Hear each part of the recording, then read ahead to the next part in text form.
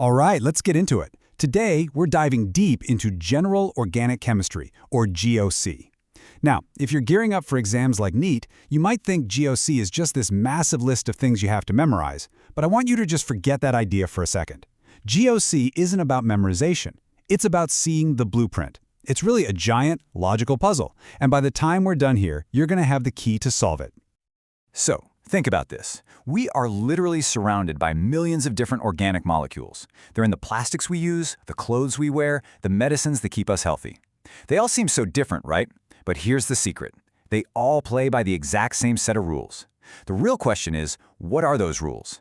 What's the hidden engine that makes them all tick? Well, that's exactly what we're about to figure out.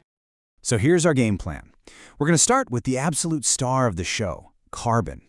Then we'll get into how we give these molecules names and how we deal with their molecular lookalikes. After that, we dive into the really good stuff, the engine of reactions, and how we can predict what a molecule is going to do. And we'll finish it all off with the single most important rule in all of organic chemistry, the rule of attack. Okay, first things first, the carbon blueprint. Seriously, everything we're going to talk about today, it all starts right here. It all comes down to the super unique properties of this one amazing element, carbon. You see, carbon basically has two superpowers. First, tetravalency. This just means it always forms 4 stable bonds. Not 3, not 5, always 4. And second, catenation.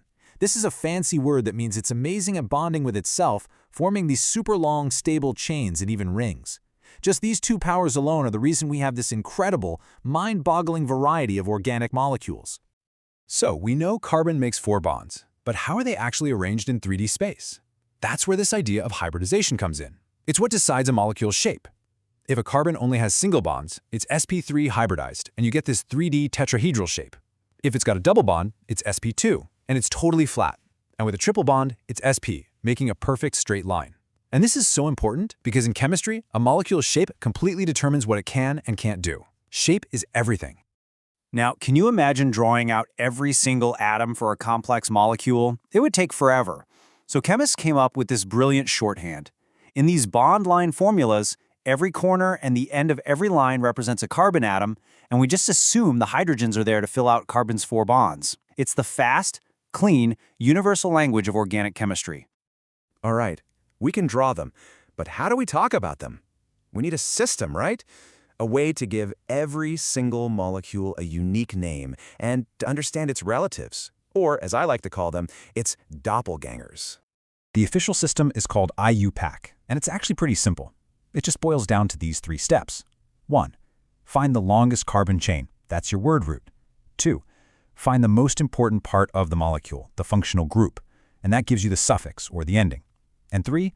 Name and number any little branches coming off the main chain, and those become your prefixes. That's it.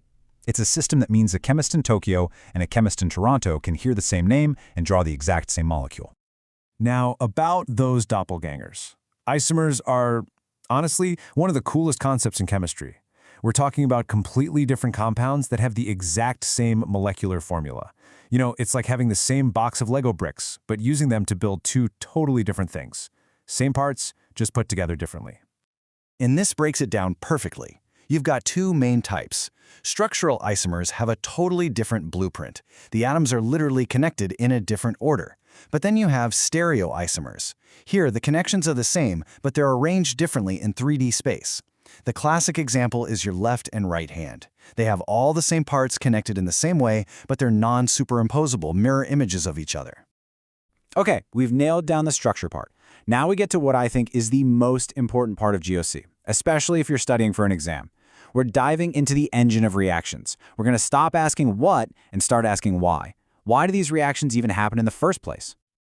Well, the answer is all about the electrons. They're not just sitting still, they're constantly moving. And these 3 effects describe how they move. The inductive effect is just a gentle push or pull of electrons through single bonds.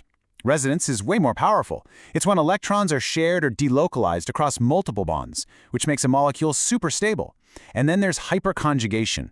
You can think of it as a special kind of stabilization where neighboring bonds help out a part of the molecule that's short on electrons. And you'll see how critical this is in just a second. Okay, listen up, because this slide right here is pure gold for any competitive exam.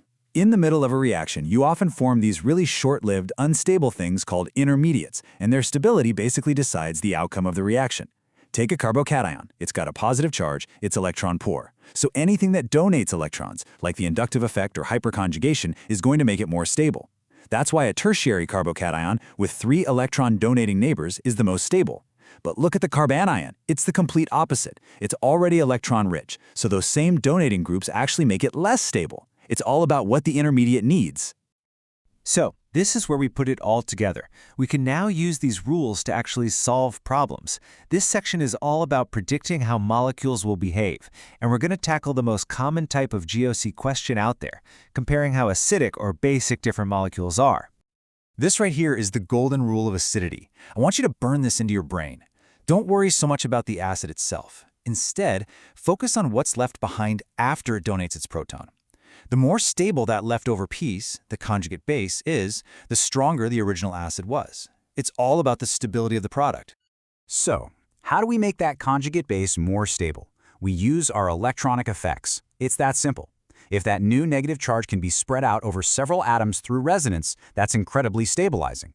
Or, if you have electron withdrawing groups pulling that charge away through the inductive effect, that also makes it more stable.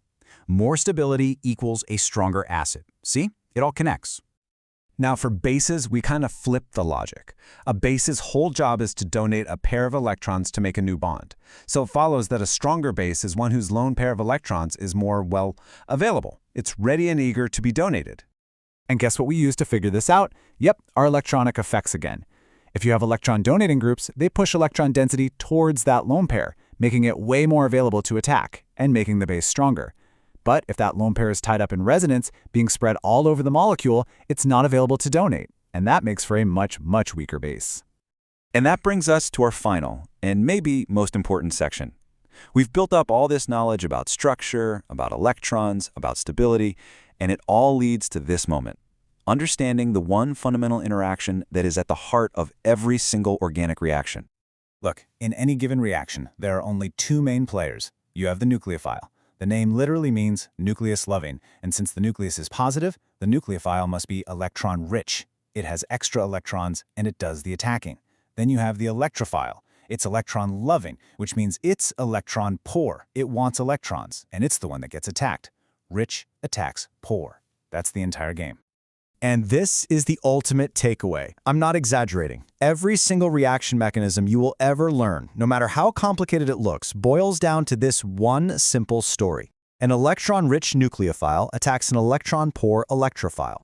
The whole point of GOC is to train your eyes to look at any molecule and immediately spot where the electrons are and where they want to go. And just like that, you have the toolkit. You get the carbon blueprint, you understand the electronic engine that makes things go, and you know the universal rule of attack. You now have the fundamental logic to look at a molecule and not just guess, but actually predict where a reaction is going to happen. So I'm going to leave you with a challenge. Now that you know the rules of the game, start looking at the world differently. Pick up any product with an ingredient list, a medicine, a plastic, even think about the fuel in a car. Can you look at those molecular structures and spot the potential attacker, the nucleophile? Can you find the likely target, the electrophile? The puzzle is everywhere, and now you have the key to start solving it.